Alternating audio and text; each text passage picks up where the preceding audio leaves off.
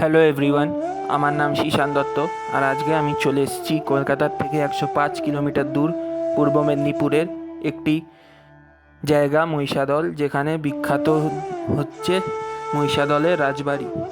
এখানে পুরনো দিনের রাজাদের আমলের দ্রব্য আর আনুষাঙ্গিক রাখা আছে। এখানে আসার জন্যে আপনাদের স্প্ল্যানেড থেকে হলদিয়ার বাস ধরতে হবে।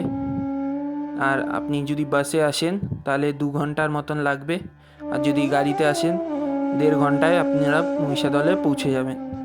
মহিষাদলে এসে আপনাদের টিকিট কাউন্টার থেকে 10 টাকা করে টিকিট কেটে আপনারা চলে আসবেন মহিষাদলের রাজবাড়ির ভেতরে। দেখতে পাচ্ছেন কত সুন্দর জায়গা, এটা খুব বড় জায়গা, ফ্যামিলির সাথে টাইম স্পেন্ড করার জন্য খুব ভালো। দেখতে পাচ্ছেন এটা হচ্ছে মহিষাদলের রাজবাড়ি। এখানে পিকনিক স্পট এবং হোটেলও আছে। এটা আপনারা দেখতে পাচ্ছেন খুব জনপ্রিয় জায়গা, প্রচুর ভিড় হয় এখানে। আলাদা পুরনো দিনের বাংলা বইও শ্যুট করা হয়েছে, যেমন খোকা 420, অরুন্ধতী, তার আরও ভালো ভালো বাংলা বই এবং সিরিয়ালের শ্যুট হয়েছে। চলুন এবার আমরা ভেতরটা একটু ঘুরে দেখে নিই।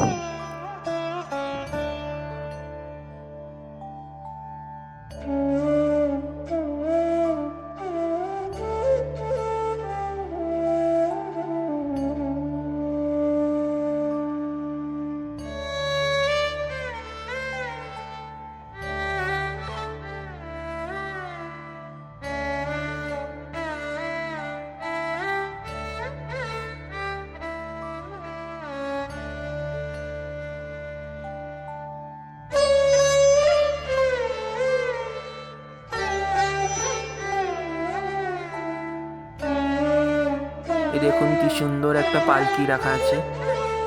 পালকিটায় রাজারা হয়তো বসে যেত, আমার ঠিক জানা নেই, কিন্তু খুব সুন্দর একটি পালকি, এখন পুরনো হয়ে গেছে।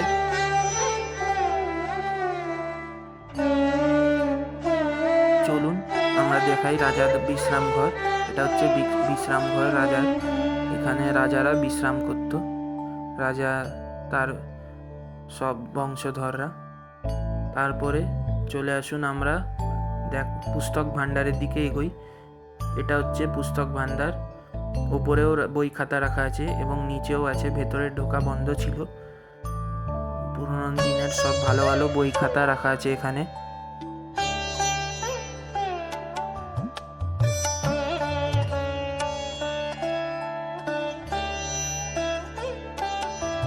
আর পুস্তক ভাণ্ডারের ঠিক উল্টো দিকে আমরা চলে আসি বিলিয়ার্ডস রুমে।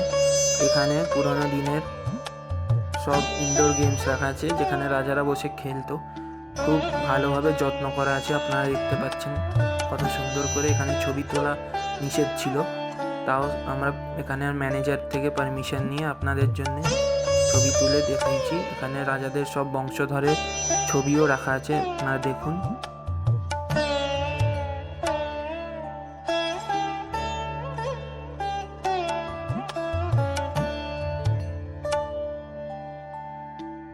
তারপর চলুন রাজাদের বসার স্থানে, যেটাকে আমরা ডাইনিং হল বলে থাকি, লিভিং এরিয়া। এখানে রাজাদের মূর্তি, বংশধরের সব পুরনো দিনকার মূর্তি রাখা এবং দ্রব্য আর বাদ্যযন্ত্র রাখা আছে।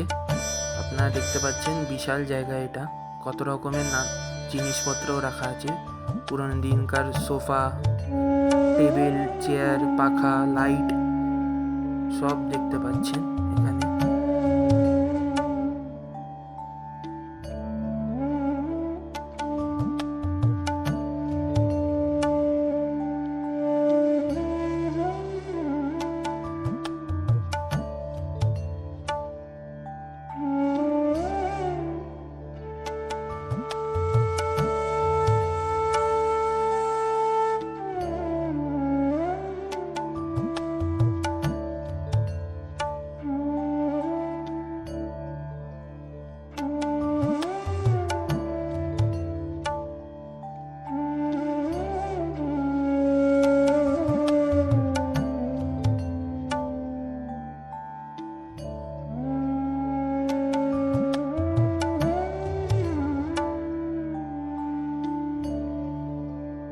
এই দেখুন রাজা আর রাজাদের বংশধরের ছবি।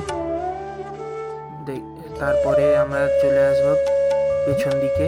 পেছন দিকে এসে আপনারা দেখছেন কি সুন্দর পুরনো একটা বড় ঘন্টা রাখা।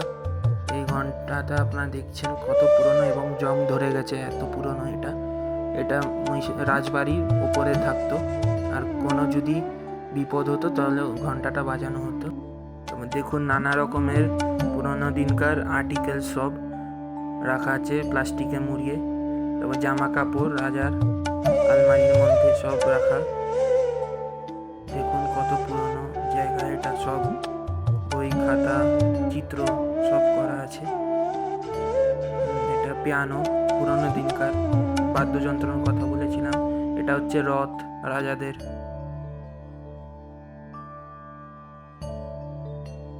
চলে আসি, চলুন রাজাদের শিকার ঘরে।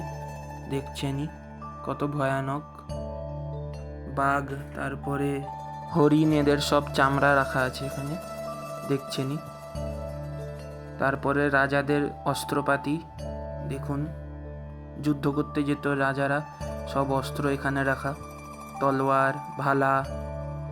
তারপরে আমরা বেরিয়ে এসেছি বাইরের দিকে। এটা রাজবাড়ির পেছন দিকটা, কত বড় মাঠ, গাছপালা, নানা রকমের নারকেল গাছ, সুপারি গাছ আপনারা দেখতে পাচ্ছেন। কত সুন্দর জায়গা এটা।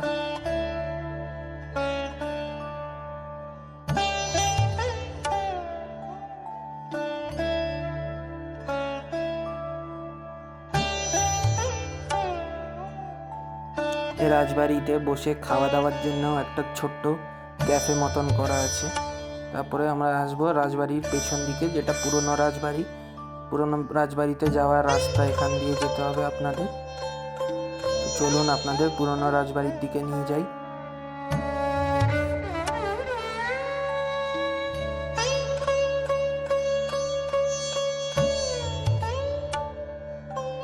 এই যে এটা হচ্ছে পুরনো রাজবাড়িতে ঢোকার গেট, এখান দিয়ে আপনাদের ঢুকতে হবে। এটা আসল রাজবাড়ি। পুরনো রাজবাড়িতে একটা ছোট্ট মন্দিরও আছে, খুব জাগ্রত মন্দির এটা। মন্দিরের ভেতরে আমাদের ঢুকতে দেয়নি, নাহলে আমরা দেখাতাম। রাধাকৃষ্ণ এবং জগন্নাথ মন্দির।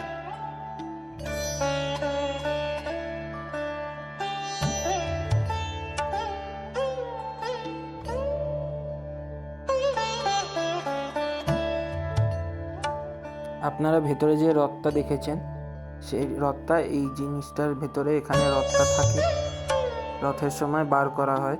আর খুব বড় রথ মেলা হয় এখানে।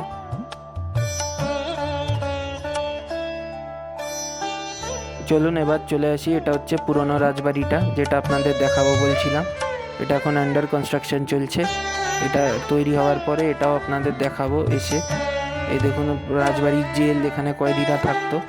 কত খারাপ অবস্থা, দেখতেই পাচ্ছেন কত পুরনো জায়গা এটা।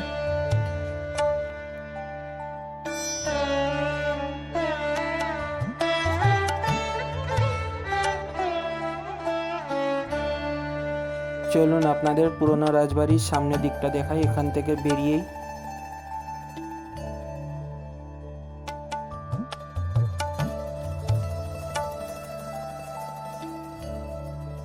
এই দেখুন এটা হচ্ছে রাজবাড়ির সামনের দিক, আর এই রাজবাড়ির ঠিক পাশেই একটি ছোট্ট পুকুরও আছে, আপনারা দেখছেন। এই পুকুর থেকে আপনারা মন্দিরের চূড়াও দেখতে পারবেন এখান থেকে। তো এই করেই আমরা ভিডিওটাকে এন্ড করলাম। আশা করছি আপনার ভিডিওটা ভালো লাগলো।